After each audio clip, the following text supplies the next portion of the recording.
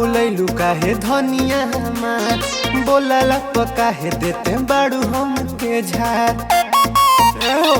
का बोल मुहावा फूलैलू काहे धनिया हमार, बोलला तो काहे देते बाड़ू हमके झार।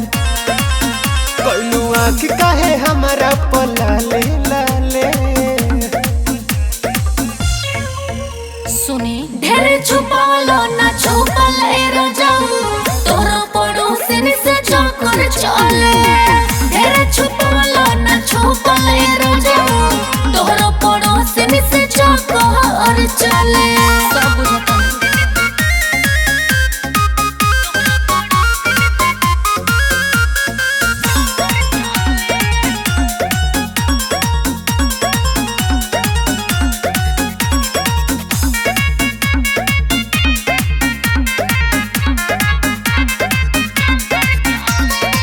हो गईल रात हो बेकार जनी कर हमरा से धनी हाला।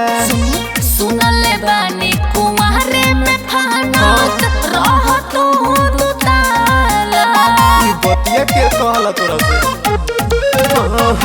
हो गईल रात हो बेकार जनी कर हमरा से धनी हाला। सुनले बानी कुमारे में फानत रह तू दुताला। बुझला इहे सोची के बात मोरा मन में खले। हाँ तो सुनो ढेरे छुपावलो ना छुपल ए रजाऊ, तोरा पड़ोसिन से चक्कर चले। ढेरे छुपावलो ना छुपल ए रजाऊ, तोरा पड़ोसिन से चक्कर चले।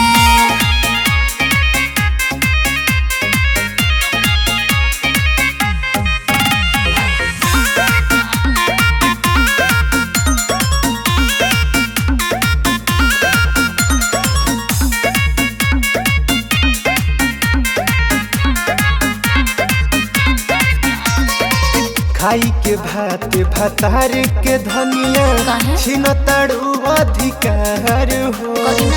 भइल बियाह सुदेश तोहरा से जब से फुटल करम हमार हो। का बताई खाई के भात भतार के धनिया छिन तड़ू अधिकार हो। भइल बियाह सुदेश तोहरा से जब से फुटल करम हमार हो। सुनी बात है अमित के दिलवा जले।